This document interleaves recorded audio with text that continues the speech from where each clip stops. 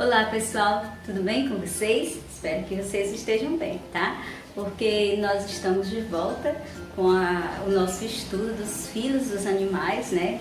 E nós estamos quase terminando aí nosso estudo dos filos, né? Estamos aí concluindo, mas hoje nós ainda vamos nos prolongar um pouco mais, vamos falar apenas de um desses filos, que é o filo dos artrópodes. E nessa aula nós iremos estudar as características gerais desse filo, vamos também conhecer a fisiologia e a anatomia desses seres que são bem diferentes, tá? Além disso também nós vamos conhecer a classificação desse filo, tá? Então vamos lá, né? Deixar de muita conversa, que nosso tempo vale ouro, e vamos à nossa aula.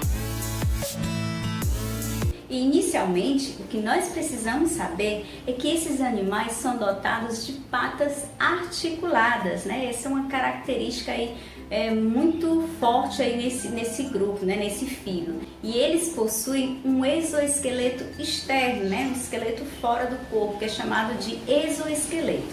E eles são claramente segmentados. Alguns dos representantes aí desse filo são besouros, borboletas, aranhas, camarões, centopeia, piolho de cobra e muitos outros, tá? E o grupo dos insetos, por exemplo, tem a maior diversidade entre os animais, sendo que os besouros são os mais comuns aí desses representantes, tá? Então vamos para as características gerais. O que é que nós precisamos aprender sobre as características gerais desse filo? Primeiro, que todos os artrópodes possuem um corpo dotado de vários segmentos e apêndices articulados, como patas e antenas, que elas vão possibilitar a movimentação aí desse animal. E essa é a característica que vai identificar e diferenciar os artrópodes de todos os outros grupos, tá? Além disso, esses invertebrados, eles têm esse exoesqueleto que ele vai conferir ao animal uma rigidez, ou seja, ele vai permitir a sustentação do corpo.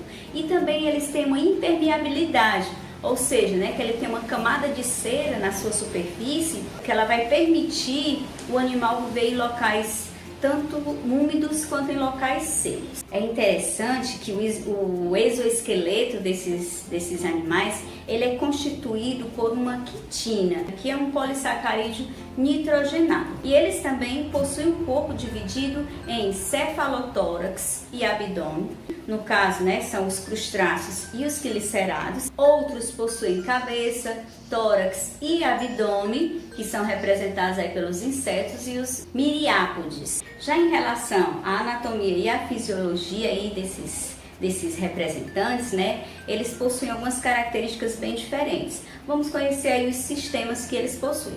Primeiro é o sistema digestório, que ele é completo, ou seja, ele tem boca e ânus, tá? Eles vão ter também umas peças bocais que são bem diferentes, que são as mandíbulas e as quelíceras, que são adaptadas à alimentação.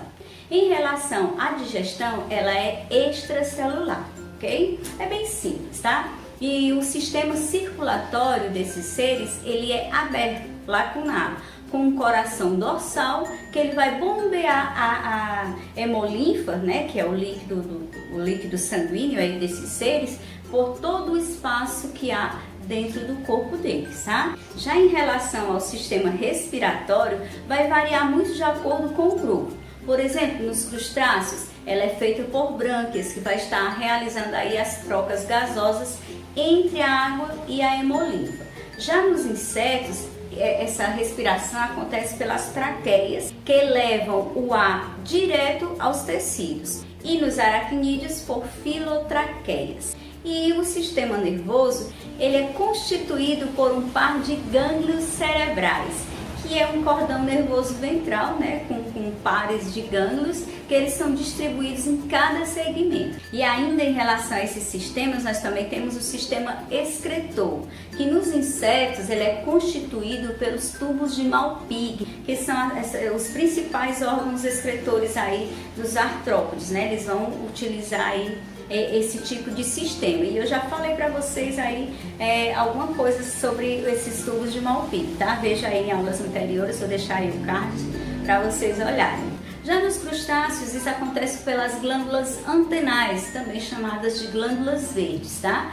E nos aracnídeos, além dos tubos de Malpighi, há também as glândulas coxais, que é nas coxas mesmo aí desses representantes, tá? E nós também temos o sistema sensorial dos artrópodes, que ele é bem desenvolvido. Todos eles possuem pelos quimiorreceptores no corpo com uma função tátil, ou seja, de perceber as coisas ao seu redor, né? Eles também possuem antenas, que também vai ter essa função tátil, e nos insetos e nos crustáceos, eles vão possuir os olhos compostos, né? Esses olhos bem...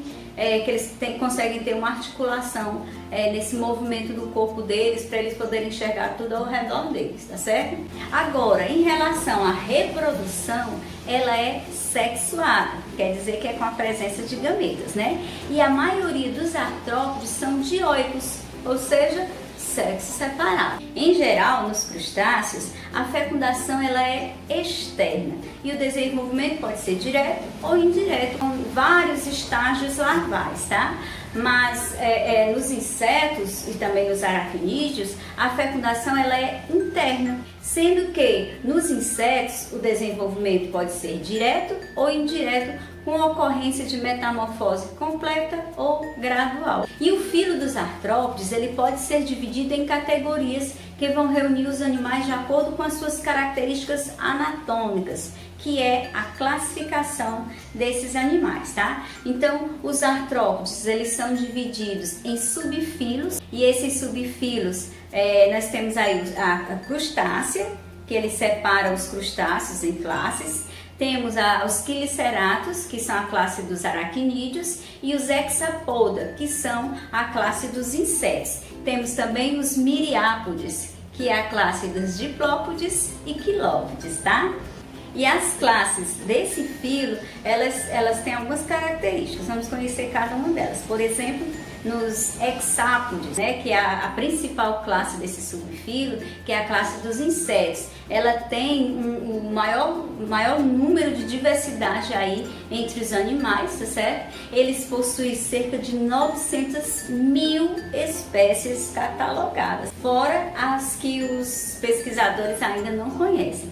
Primeiro nós temos os insetos, que eles possuem 3 pares de patas e 2 pares de antenas, além de 1 ou 2 pares de asas. Aí vocês podem observar aqui na imagem que eu trouxe para vocês, tá? Os exemplos que eu trouxe para vocês são abelhas, mariposas, gafanhoto, pulga, traça, barbeiro, mosquito. Todos esses representantes aqui, eles são da classe dos insetos, então não vai mais confundir aí inseto com aracnídeo com quilópode, tá bom? Então vamos conhecer a próxima classe, que são os quilicerados, né? Esses aí são representados pelos aracnídeos, que eles são bem diferentes. Então observem aqui, ó, eles são compostos por 4 pares de patas, eles não possuem antenas, tá certo?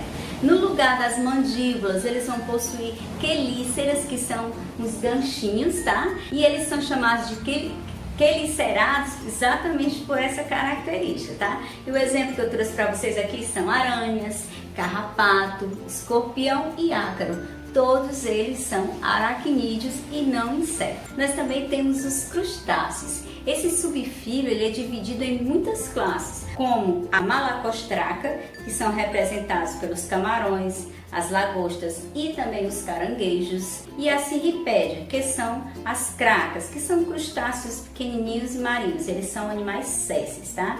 E na sua maioria eles possuem 5 pares de patas e 2 pares de antenas. E por fim nós temos os miriápodes. Esse grupo ele é constituído de animais com muitas patas. Eles são os diplópodes, que são representados aí pelos piolhos de cobra ou também pelos emboados. E esses animais, eles têm entre 25 e 100 patas. Geralmente são 2 patas por segmento. E nós temos também os quilópodes, que eles possuem entre 15 e 170 patas e são representados aqui pelas lacraias e pelas centopeias, certo? Então, para finalizar essa aula, deixa eu só deixar aqui mais um recadinho aqui para vocês em relação aí aos artrópodes. Eles geralmente mudam de exoesqueleto constantemente, não é só uma vez na vida, isso acontece constantemente.